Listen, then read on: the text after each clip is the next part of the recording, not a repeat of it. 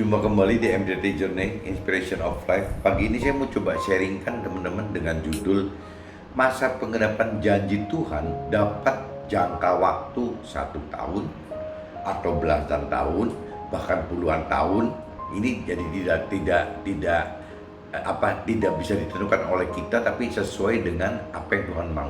Jadi apa yang saya alami teman-teman, ada satu nubuatan yang terjadi oleh Ibu Maria kepada saya gitu pada tahun 1999. Yang satu digenapin hanya dalam waktu 1 tahun teman-teman, langsung terjadi penggenapannya. Yang kedua ya terjadi sampai 2011 teman-teman. Berarti kan ada yang bisa setahun, bisa juga ada yang belasan tahun. Tapi kalau mengacu perjalanan Nabi Musa di padang gurun itu kan lebih lama lagi teman-teman, sampai 40 tahun.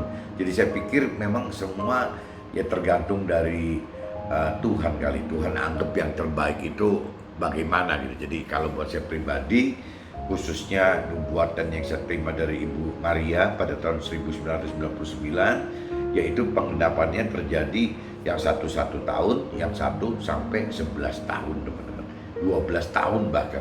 Nah ini saya coba ceritakan, saya bacakan dulu di kitab Daniel teman-teman, kitab Daniel pasal 4 teman-teman, ayatnya 28 sampai 37. Ini cerita Raja Nebukadnezar gitu. Semuanya itu terjadi atas Raja Nebukadnezar. Sebab setelah lewat 12 bulan ketika sedang berjalan di atas istana raja di Babel,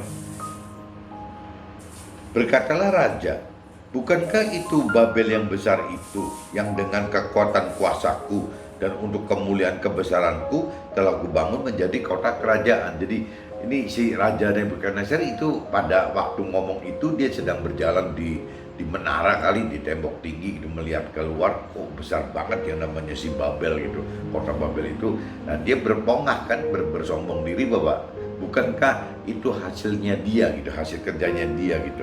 Nah raja belum habis bicara gitu. Ini kan sebelumnya kan Daniel sudah memberikan input kepada Raja Nebukadnezar bahwa Tuhan akan menghukum dan akan menghukum Raja Nebukadnezar gitu ya, untuk supaya tidak berpongah gitu. Nah, raja belum habis bicara ketika suatu suara terdengar dari langit gitu. Kepadamu dinyatakan ya Raja Nebukadnezar bahwa kerajaan telah beralih daripadamu. Jadi sontak gitu, saat itu juga terdengar suara dari langit ya, katakan seperti itu. Nah, dampaknya teman-teman, engkau akan dihalau dari antara manusia dan tempat tinggalmu akan ada di antara binatang-binatang di padang. Kepadamu akan diberikan makanan rumput seperti kepada lembu, dan demikianlah akan berlaku atasmu sampai 7 masa berlalu. Jadi 7 tahun teman-teman, Raja Nebukadnezar mengalami kehidupan yang tidak normal manusia karena akal sehatnya ditarik gitu sama Tuhan. Jadi akhirnya dia seperti, mungkin kalau bahasa sekarang seperti orang gila gitu teman, nggak menyadari ya hidupnya di hutan gitu, adanya bukan di istana tapi di luar gitu, di luar rumah gitu. Nah, selama 7 tahun teman-teman Raja Nebukadnezar alami seperti itu hingga engkau mengakui. Nah, Tuhan sampai tunggu 7 tahun ini ya, sampai Raja Nebukadnezar mengakui bahwa yang Maha Tinggi berkuasa atas kerajaan manusia dan memberikannya kepada siapa yang dikehendakinya itu ya adalah Tuhan gitu. Jadi Tuhan ingin Raja Nebukadnezar ngerti bahwa nggak boleh sombong, nggak boleh berpongah, karena sebenarnya semua bisa keberhasilan Raja Nebukadnezar itu adalah ada Tuhan di belakang Raja Nebukadnezar. Nah, ini yang Tuhan perbuat untuk Raja Nebukadnezar itu. Pada saat itu juga terlaksanalah perkataan itu atas Nebukadnezar. Perkataan itu berarti kan perkataan dari Daniel gitu, yang mengatakan kepada Raja Nebukadnezar bahwa Tuhan pengen bikin ya ibarat pohon tinggi. Raja Nebukadnezar itu diibaratkan pohon tinggi itu akan ditebang, habis batangnya disisakan cuman tunggulnya dan akar saja gitu. Pada saat juga terlaksana perkataan itu atas Nebukadnezar, dan ia dihalau dari antara manusia dan makan rumput seperti lembu, dan tubuhnya basah oleh embun dari langit sampai rambutnya menjadi panjang seperti bulu burung Raja Wali, kukunya seperti kuku burung gitu. Jadi ya udah gila teman-teman. Jadi Raja Nebukadnezar udah seolah lepas dari istana gitu. Dia udah gila, udah lepas dari istana. dan hidup ya di luar rumah gitu, jadi seperti orang gila beneran. Tetapi setelah lewat waktu yang ditentukan, aku Nebukadnezar menengadah ke langit gitu, dan akal budiku kembali lagi kepadaku. Lalu aku memuji yang maha tinggi dan membesarkan dan memuliakan yang hidup kekal itu, karena kekuasaannya ialah kekuasaan yang kekal dan kerajaannya adalah turun-temurun. Jadi setelah 7 tahun teman-teman Raja Nebukadnezar akal budinya dikembalikan lagi oleh Tuhan gitu, sehingga dia sadar lagi dan dia baru mikir bahwa iya memang dia, yang maha tinggi itu ya hanya Tuhan gitu, yang pantas dimuliakan ya hanya Tuhan gitu teman-teman. Jadi dia udah sadar selama 7 tahun mengalami masalah akal budinya hilang gitu. Semua penduduk bumi dianggap remeh. Ia berbuat menurut kehendaknya terhadap bala tentara langit dan penduduk bumi. Dan tidak ada seorang pun yang dapat menolak tangannya dengan berkata kepadanya, apa yang kau buat. Nah ini ceritanya coba saya universalkan gitu. Semua penduduk bumi dianggap remeh. Tuhan berbuat menurut kehendak Tuhan terhadap bala tentara langit dan penduduk bumi, dan tidak ada seorang pun yang dapat menolak tangan Tuhan dengan berkata kepada Tuhan, apa yang Tuhan buat gitu. Jadi ini Raja Nebukadnezar menyadari bahwa ya Tuhan ya seperti itu gitu. Pada waktu akal budiku kembali kepadaku, kembalilah juga kepadaku kebesaran dan kemuliaanku untuk kemasyuran kerajaanku. Para menteriku dan para pembesarku menjemput aku lagi, aku dikembalikan kepada kerajaanku, bahkan kemuliaan yang lebih besar dari dahulu diberikan kepadaku. Nah setelah Raja Nebukadnezar mengerti akan kebesaran Tuhan, memuliakan Tuhan, mengagungkan Tuhan, memasyurkan Tuhan, ya Raja Nebukadnezar malah mengalami kemuliaan yang lebih besar dari dahulu diberikan kepadanya. Jadi Raja Nebukadnezar lebih besar lah, lebih mulia dibanding sebelum mengenal Tuhan gitu. Jadi sekarang aku Nebukadnezar memuji, meninggikan dan memuliakan Raja Sorga yang segala perbuatannya adalah benar dan jalan-jalannya adalah adil, dan yang sanggup merendahkan mereka yang berlaku congkak. Jadi pada akhirnya setelah proses ujian cobaan hidup Raja Nebukadnezar selama 7 tahun, ya akhirnya dia mengalami satu perubahan pemikiran gitu, perubahan mindset bahwa memang ya dia ngakuin bahwa ya Tuhan itu di atas segalanya gitu. Jadi yang dulunya dia anggap yang tertinggi, sekarang dia nyadarin bahwa yang tertinggi itu adalah Tuhan. Jadi saya ulang lagi, jadi sekarang aku Nebukadnezar memuji, meninggikan dan memuliakan Raja Sorga, berarti Tuhan, yang segala perbuatan Tuhan adalah benar dan jalannya Tuhan adalah adil, dan yang sanggup merendahkan mereka yang berlaku congkak. Nah ini akhir cerita seperti ini teman-teman. Nah, jadi saya udah bacakan di kitab Daniel pasal 4 ayat 28 sampai 37 teman-teman. Nah sekarang coba saya masuk ke dalam apa yang terjadi di dalam hidup saya gitu. Jadi judulnya kan tadi saya katakan masa penggenapan janji Tuhan dapat dalam jangka waktu 1 tahun atau belasan tahun atau puluhan tahun, bahkan ya bisa sekehendak Tuhan gitu. Kita tidak bisa campur tangan berapa lama proses Tuhan. Sebenarnya kunci cuma satu gitu, berapa lama itu tergantung dari kita sendiri. Kalau kita sulit sekali untuk dibentuk oleh Tuhan, ya biasanya lebih lama teman-teman. Tapi kalau kita itu lebih fleksibel dibentuk Tuhan, ada kemungkinan jadi lebih mudah gitu, waktunya bisa lebih singkat. Cuma kan itu kembali ke karakter kita masing-masing. Ada orang yang memang keras sekali, ya mungkin ngalami prosesnya lama gitu. Tapi kalau memang hatinya lembut, ya mungkin prosesnya nggak terlalu lama gitu. Nah ini saya ceritakan berawal dari nubuatan Ibu Maria pada tahun 1999. Sebenarnya ada dua teman-teman. Teman yang saya pernah sharingkan sebelumnya kan cuma satu, bagaimana Tuhan Ibu Maria nubuatkan bahwa Tuhan ini akan Tuhan akan bayarkan hutang-hutang macet gitu, karena dampak krisis moneter 1998 terhadap perusahaan saya gitu. Jadi itu yang saya udah pernah sharingkan itu. Nah sebenarnya ada dua teman-teman, yang waktu 1999 Ibu Maria itu nubuatkan dua hal gitu. Satu, urusan Tuhan bayarkan hutang-hutangnya, ternyata realisasinya itu Ya, yaitu dengan adanya BPPN itu gitu. Yang kedua itu Tuhan akan posisikan kembali sebagai penerus usaha. Jadi Tuhan pengen sekali saya diposisikan kembali gitu sebagai penerus usaha keluarga besar yang Tuhan anggap sebagai pusaka keluarga dari ayah gitu. Jadi Tuhan pengen sekali saya pegang kembali kedudukan di posisi usaha keluarga besar gitu, pengennya gitu. Padahal saya pribadi waktu itu tidak menginginkan dan malah benci teman-teman, karena kondisi usaha di keluarga besar itu karena terlalu banyak kapten gitu. Itu bayangin aja teman-teman, keluarga besar saya kan ada 6, satu ayah dengan 5 paman gitu. Jadi ada 6 orang yang tidak pernah bisa sinkron teman-teman. Masing-masing beda-beda pendapat. Jadi saya merasa bahwa kalau saya di sini ya saya ini nggak tahan gitu teman-teman. Jadi akhirnya saya resign dari situ gitu.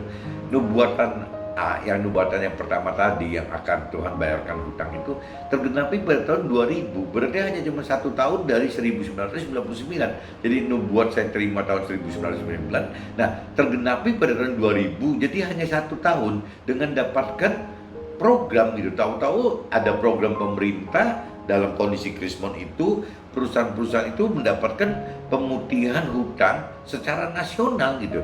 Nah, waktu itu pemerintah lihat kalau memang perusahaan-perusahaan yang hidupnya nyata gitu ya, nyata dan benar gitu, dianggap benar oleh pemerintah, itu kalau tidak dibantu diputihkan hutangnya oleh pemerintah, perusahaannya semua tutup teman-teman, karena hampir majority gitu semua perusahaan nasional di Indonesia mengalami krisis moneter 1998 tersebut gitu. Nah, ini akhirnya saya dapat program pemutihan itu, akhirnya benar gitu apa yang Ibu Maria nubuatkan 1 tahun sebelumnya itu memang lunas teman-teman. Jadi sudah tidak punya hutang lagi karena pemutihan. Waktu itu pemerintah bikin program Badan Penyihatan Perbankan Nasional BPPN. Jadi mungkin orang yang ngalamin pada tahun 2000-an berarti ya, ngalamin itu ya pasti tahu gitu apa yang saya maksud gitu. Ya saya juga kebagian itu, sehingga nubuat yang dari Ibu Maria yang pertama untuk saya bahwa Tuhan bayarin hutang saya itu terjadi teman-teman. Kalau mungkin waktu itu Ibu Maria tidak berbuat 1 tahun sebelumnya, mungkin saya bisa anggap ya ini bukan dari Tuhan lah, ini memang secara skala nasional memang semua juga mendapat pemutihan. Mungkin saya bisa mikir gitu teman-teman. Tapi karena saya pribadi mendengar sebelum tahun 2000, sebelum saya mendapatkan dispensasi pemutihan dari BPPN tersebut, saya udah dengar. Jadi saya punya iman bahwa memang ini Tuhan gitu, Tuhan yang ngatur. Meskipun di keluarga besar saya, keluarga kecil saya, bahkan di keluarga saya beranggapan tidak seperti saya anggapan, karena mereka tidak mengerti bahwa tahun 1919, 1 tahun sebelum tahun 2000, ya keluarga Ibu Maria main ke kota saya untuk bernubuat seperti ini bahwa Tuhan akan membayarkan gitu. Jadi ini memang pembentukan Tuhan itu kalau saya pelajari sangat pribadi teman-teman. Jadi meskipun saya dengan pasangan saya, dengan istri saya, dengan anak saya, kadang-kadang juga enggak sepemikiran gitu, karena apa yang saya alami belum tentu istri alamin gitu, belum tentu anak-anak alamin, padahal dalam satu keluarga gitu. Nah, ini yang saya maksud, hubungan kita dengan Tuhan, relationship kita dengan Tuhan itu memang sifatnya pribadi sekali teman-teman. Jadi kita nggak bisa compare dengan orang lain, ya kita gitu, Tuhan ya Tuhan gitu. Itu kita seperti itu gitu. Nah, itu jadi ceritanya seperti itu. Saya jadi sudah selesai urusan yang dalam 1 tahun aja penggenapan nubuat itu terjadi lewat mujizat. Buat saya lewat mujizat BPPN tersebut gitu. Nah, yang kedua, Ibu Maria nubuatkan Tuhan akan posisikan kembali sebagai penerus usaha keluarga besar yang Tuhan anggap sebagai pusaka keluarga ayah. Nah, ini yang keduanya itu teman-teman. Jadi nubuat kedua dari Ibu Maria itu, saya akan kembali lagi ke dalam posisi keluarga besar yang sebenarnya saya tidak suka gitu, tidak suka alamin kembali lagi itu. Bahkan waktu itu saya yang resign gitu, keluar dari keluarga besar ini, perusahaan keluarga besar ini gitu. Nubuat A tergenap pada tahun 2000, jadi hanya 1 tahun dengan dapatkan program pemutihan hutang secara nasional. Nah, sedangkan nubuat B tergenapi pada tahun 2011 teman-teman. Jadi berarti kan 12 tahun teman-teman. Beda sekali, nubuatnya sama gitu, dilakukan serentak pada tahun 1999 dan bareng-bareng mengucapkannya gitu, dua nubuatan itu. Tapi terjadi penggenapannya beda sekali teman-teman. Yang satu tahun hanya 1 tahun setelah nubuatan diucapkan, yang kedua sampai 12 tahun teman-teman. Karena terjadi pada 2011 gitu. Jadi dari 1999, yang satu nubuatan yang pertama terjadi 2000 gitu. Yang satunya dari 1999 sampai 2011. Itu kalau dihitung 12 tahun kemudian teman-teman. Setelah alami itu juga, setelah mengalami banyak sekali permasalahan dari mulai keluarga gitu ya, keluarga banyak sekali, dari mulai keluarga ada besar kecil di keluarga kita sendiri. Setelah alami banyak permasalahan dalam keluarga sebagai cara pengendapan nubuatan Ibu Maria tersebut gitu. Jadi saya mengalami seperti ini. Nubuatan yang kedua ini, nubuatan bahwa saya harus kembali mengelola perusahaan itu, ya padahal waktu itu sih cuman tidak ada saham saya nol gitu, zero saham gitu. Saya nggak punya share sama sekali dalam hidup perusahaan keluarga besar saya gitu. Tahun 1998, saya malah mengundurkan diri dari keluarga besar itu, dari perusahaan keluarga besar itu ya, dengan mengelola usaha kecil sendiri dari awal usaha gitu, dari semua modalnya usaha baru saya itu dari bank gitu banyak. Nah cuman kan itu timbul yang urusan nubuat yang pertama kan, gara-gara saya mendirikan perusahaan tepat banget gitu, 1998 itu kan bertepatan dengan krisis moneter 1998, dan kita nggak ada yang tahu gitu bahwa tahun 1998 itu terjadi kerusuhan nasional sampai dampaknya krisis moneter gitu, kan nggak ada yang tahu. Tapi kalau buat saya kok jadi tepat sekali gitu, saya mencoba keluar dari keluarga besar, dari usaha keluarga besar, saya mendirikan, saya dari nol modalnya, saya semua dari start dari bank semua, setelah hutang dari bank untuk persiapan pabrik dan modal kerja gitu. Tahu-tahu kena krisis, ya pasti ambruk gitu. Cuma kalau kembali ke secara rohani, ya memang tidak ada yang luput dari rencana Tuhan teman-teman. Kalau saya tidak mengalami itu, ya saya tidak mengalami nubuat yang Ibu Maria katakan, dan saya tidak punya pengalaman rohani apa-apa gitu. Jadi ya harus disyukuri teman-teman. Apa yang terjadi permasalahan itu, kalau kita di dalam Tuhan dan bersama Tuhan, biasanya ada rencana lanjutannya teman-teman. Nggak berhenti cuma masalah saja. Jadi masalah di dalam Tuhan, di dalam jalan Tuhan, maksudnya di dalam firman Tuhan, dan bersama Tuhan, maksudnya menghidupkan roh Tuhan. Itu biasanya permasalahan itu jadi bukan masalah lagi, ya permasalahan itu hanya jadi rintangan aja teman-teman. Rintangan yang mesti kita lewati gitu. Tahun 2001 ditarik untuk kelola usaha keluarga besar. Jadi pada tahun 2001 teman-teman, ini ceritanya jadi waktu terjadi penggenapan lewat mujizat BPPN tahun 2000 gitu. Kok bisa bertepatan? Saya waktu itu tahun 2001 diundang balik, ditarik balik untuk kelola usaha keluarga besar karena ada keributan internal gitu. Jadi waktu itu kan ada keluarganya ayah, ada keluarga paman-paman. Nah ini ribut sehingga butuh pihak penengah gitu. Dan ayah bujuk, dan bahkan ayah sampai menangis loh, untuk saya mau terima tawaran kembali gitu untuk mengelola perusahaan keluarga besar demi kedamaian keluarga besar. Dan keluarga besar sepakat waktu itu saya kembali. Nah saya baru dapat saham 20% teman-teman. Jadi waktu sebelum itu, sebelum 1998, sebelum 1999, sebelum 2001, saya tidak mempunyai saham apa-apa teman. Jadi semua ya sahamnya ayah gitu. Nah cuman waktu saya kembali ke situ, ya saya diberi saham kosong tanpa bawa uang, langsung saya mendapatkan 20% untuk mengelola itu. Nah berarti kan waktu awal tahun 2001 saya kelola perusahaan itu, saya kan cuma sahamnya 20%, minoritas bukan majoritas gitu. Nah ini yang lucu ceritanya terjadi nih dari 2001 sampai 2011 gitu. Tahun 2011 oleh karena kemacetan ini kan kendalanya banyak sekali teman-teman. Waktu dari 2001 sampai 2011 itu ceritanya banyak sekali, dan saya tidak bisa ceritakan semua teman-teman, kan lama, itu kan 12 tahun gitu ya, nggak bisa cerita begitu. Berarti 2011 sampai 2001 ya 10 tahunan teman-teman, 10-11 tahun gitu.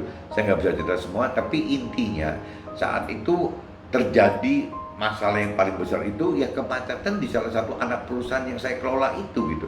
Nah waktu itu keluarga ahli menuntut saya kan bahwa dia tidak mau uh, menanggung masalah yang timbul karena kemacetan salah satu anak perusahaan itu gitu. Jadi akhirnya keluarga besar menarik diri, teman-teman, menarik diri dan dari menghadapi tuntutan kerugian tersebut gitu. Jadi karena memang saya mesti banyak talangin ya, banyak ganti rugi karena kemacetan salah satu anak perusahaan yang saya kelola itu, yang dari keluarga besar itu gitu. Tapi karena saya sebagai presiden direkturnya, akhirnya saya harus bertanggung jawab, teman-teman. Nah, saya kan nggak bisa lari, tapi kalau keluarga besar yang lari semua, teman-teman, baik yang dari pihak paman, baik yang dari pihak ayah gitu. Jadi yang keluarganya ayah, kakak adik saya udah menarik diri semua. Nah, karena kalau sampai dia tidak keluar dari perusahaan, ya berarti harus ikut menanggung resiko kerugian, teman-teman. Jadi akhirnya waktu itu karena memang meninggalkan semua, karena perusahaan tinggal tersisa hutan, akhirnya jadi harus punya saham 100%, teman-teman. Jadi yang tadinya 20% karena yang lain lari semua, akhirnya saya punya sahamnya 100%, teman-teman. Nah, kan aneh gitu kalau ngeliat cerita gitu kan aneh. Jadi bagaimana? Nah, setelah 100% pun kondisi, karena kita kan ada otoritas sebagai dealer yang punya otorisasi gitu. Berarti kan punya ada satu kewajiban tugas tanggung jawab gitu terhadap kantor pusat gitu. Akhirnya kantor pusat minta 100% itu tidak boleh diisi saya sendiri, tapi ayah saya juga dipaksa suruh menjamin, teman-teman. Jadi akhirnya 100% itu ya yang 20% itu diatasnamakan ayah gitu. Meskipun secara hukum ayah memberikan balik yang 20% itu kepada anak saya gitu. Jadi kepada pihak saya, kembalikan ke cucunya ya, berarti gitu. Jadi sebenarnya secara secara politis gitu, secara formal ya sebenarnya saya sudah 100%, teman-teman. Karena atas nama saya 80%, atas nama ayah 20%, tapi sudah diwasiatkan kepada anak saya, ke cucunya gitu. Jadi ya udah, berarti kan urusan keluarga besar selesai. Nah, ini saya cuma sekedar mau sharingkan gitu, teman-teman. Cara Tuhan itu aneh sekali, teman-teman. Jadi bagaimana caranya yang nggak wajar kan, bagaimana nubuatan Ibu Maria yang kedua itu kan kalau menurut saya nggak wajar, teman-teman, bahwa Tuhan mau saya kembali lagi ngelola perusahaan di keluarga besar gitu, perusahaan yang milik keluarga besar. Loh, saya nggak punya saham kok, saya statusnya nggak punya saham gitu. Nah, cuman Tuhan bikin permasalahan timbul di dalam internal keluarga besar saya, sampai akhirnya keluarga besar saya itu harus narik saya gitu, teman-teman. Karena saya waktu itu yang cuma satu-satunya orang yang di luar yang dianggap bisa lebih fair gitu dalam menyelesaikan mana urusan keluarga besar yang paman-paman dan mana yang keluarganya kecil gitu, yang keluarganya ayah gitu. Nah, ini saya diminta untuk menyelesaikan ini gitu. Nah, itu dengan saya begitu, itu setat tuh saya mendapatkan 20% gitu. Nah, itu setatnya gitu. Kalau sebelumnya saya sama sekali nggak punya saham 20%. Nah, berjalannya waktu dari 2001 sampai 2011 timbul banyak permasalahan sampai ujungnya begitu. Saya mendapatkan 100% karena semua lari semua gitu, lari dari tanggung jawab. Jadi pengennya semua ditumpahin ke saya, akhirnya saya mendapatkan saham 100%, teman-teman. Meskipun kalau bicara pakai hitungan buku, 100% itu kan minus, teman-teman. Jadi bukan 100% itu surplus gitu, plus enggak. Jadi secara akte keluarga, secara akte perusahaan yang itu kelola keluarga besar itu, usaha yang dikelola keluarga besar itu secara akte pindah ke saya semua, teman-teman. Gitu. Tapi sebenarnya nilai dari perusahaannya nggak ada, teman-teman, minus gitu, bahkan minus. Tapi kalau secara akte begitu. Nah, jadi kalau saya bicara sampai secara formal gitu, ya nubuatan Ibu Maria pada 1990 itu terjadi ya 100% di tangan saya waktu tahun 2011. Nah, ini yang tadi saya katakan bahwa penggenapan janji Tuhan itu melalui mujizat-mujizat yang kadang-kadang irasional ini, ya waktunya, teman-teman, nggak bisa disetting oleh kita, tidak bisa direncana oleh kita. Oh, sekian lama, nggak bisa, teman-teman. Saya cuma cerita dari contohnya 2 nubuatan yang Ibu Maria berikan kepada saya aja, ya waktu dalam prakteknya, teman-teman, ya ini berbeda. Dua-duanya yang Ibu Maria nubuatkan itu terjadi, teman-teman, bukan tidak terjadi, itu kan terjadi gitu. Cuman kalau bicara dari sisi waktunya, kok berbeda teman-teman. Waktunya yang satu cuma dalam kurun waktu setahun gitu terjadi, tapi yang satunya nubuat yang kedua gitu, yang ini terjadinya 12 tahun setelah saya terima nubuat gitu. Tapi terjadi teman-teman. Jadi teman-teman asal tahu Ibu Maria ini peka sekali gitu dalam hal-hal suara Tuhan.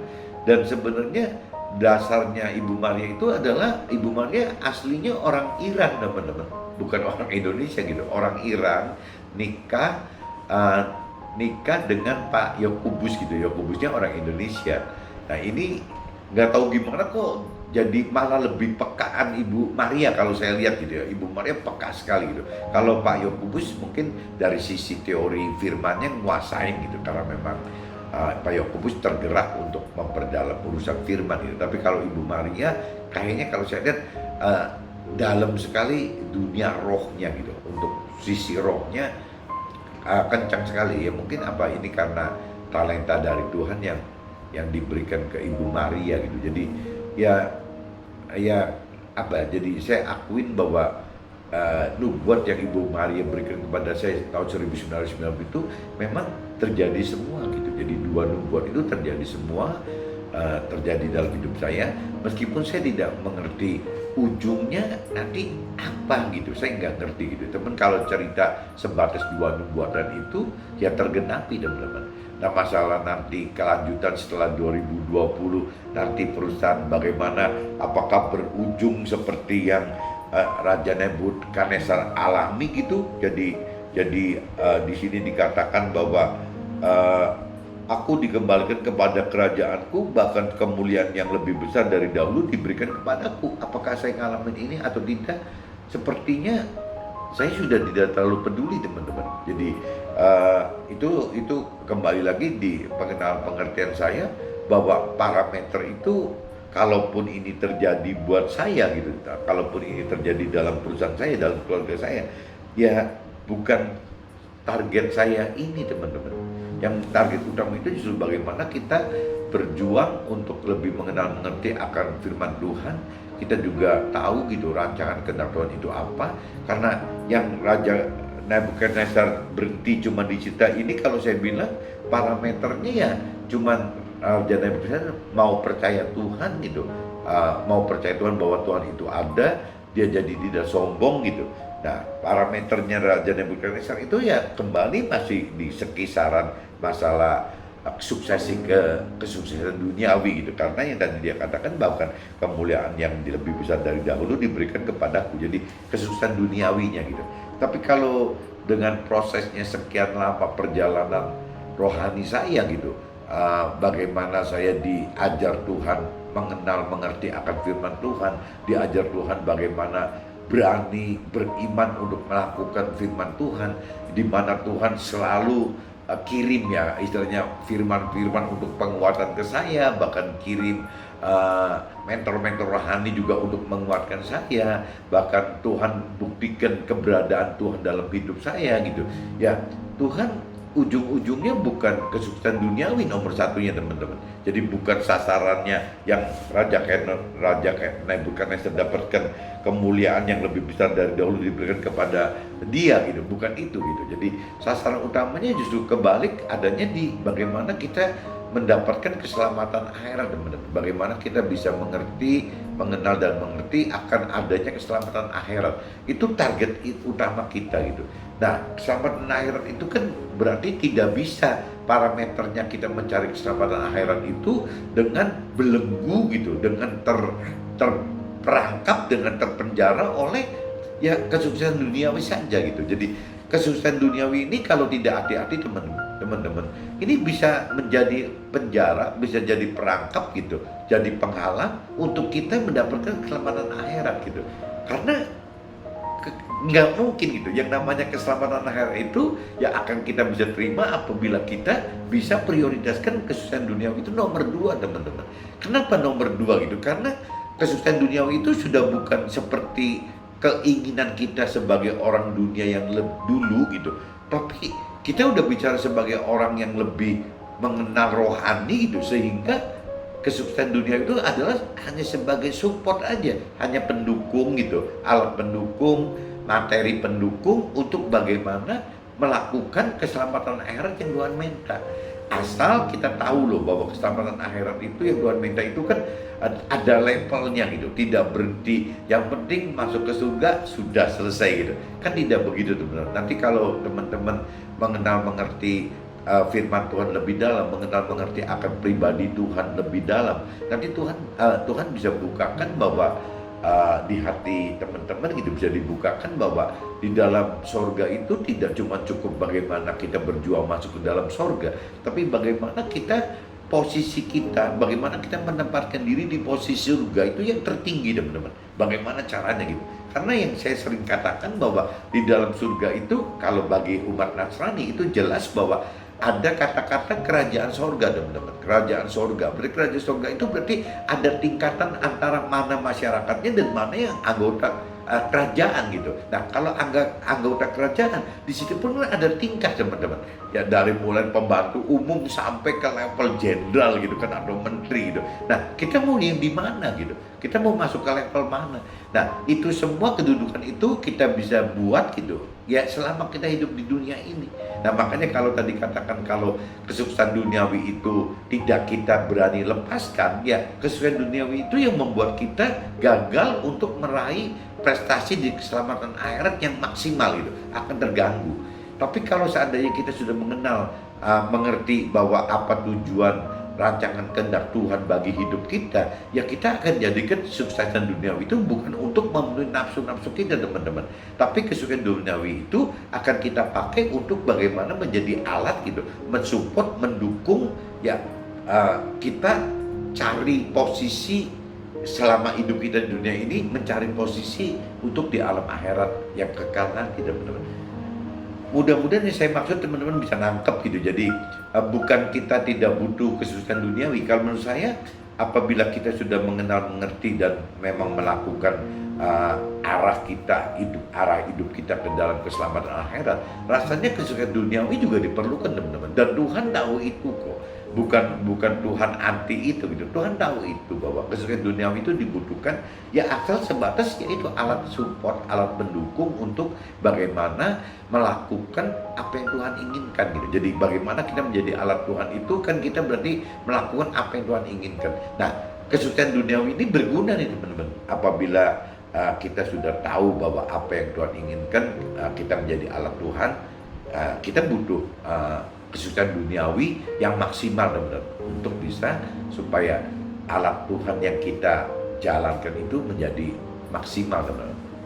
Mungkin saya pagi ini cukup begini teman-teman. Jadi saya cuma ceritakan, ini kan cerita nubuatan dari Ibu Maria. Sedangkan saya mendapatkan nubuatan itu kan banyak sekali teman-teman, bukan cuma dari Ibu Maria. Jadi ada hal ini, hal itu, banyak hal gitu yang tidak semua Ibu Maria. Tapi kalau khususnya untuk yang nubuat yang 1999 ini adalah yang saya ceritakan adalah nubuat yang dari Ibu Maria, yang saya katakan dua-duanya tergenapi, cuman cerita jangka waktunya gitu. Jangka waktunya kok bisa beda jauh sekali. Yang satu dari 1999 terima nubuat, ya tahun 2000 sudah terjadi penggenapan gitu. Nah sedang satunya kan sama, tahunnya 1999 tapi terjadinya baru tahun 2011. Jadi yang satu terjadi 1 tahun, yang satu terjadi 12 tahun gitu. Jadi saya cuma ingatkan di sini memang waktunya Tuhan itu tidak bisa kita tebak teman-teman. Jadi memang kita mesti kembalikan ke Tuhan lagi. Yang penting kita hidup, jangan lari dari jalan Tuhan, jalan firman Tuhan gitu. Jangan lari dari pribadi Tuhan, jangan lari dari roh Tuhan. Jadi kita butuh kebersamaan dan di jalan Tuhan terus gitu. Oke, mungkin pagi ini mudah-mudahan menjadi tangkap teman-teman bahwa penggenapan mujizat itu, penggenapan janji Tuhan itu tidak bisa kita atur teman-teman. Jadi jangka waktunya itu relatif sekali. Yang paling penting waktu kita menunggu penggenapan janji Tuhan, ya kita tetap harus ada di jalan Tuhan dan hidup bersama Tuhan. Oke? See you, bye-bye.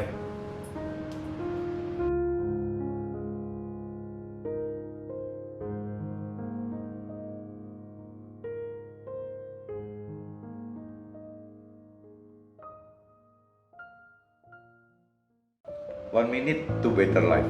Pengajaran yang daripada firman Tuhan memberi damai sejahtera dalam kehidupan secara lahir dan batin bagi semua manusia. Oke?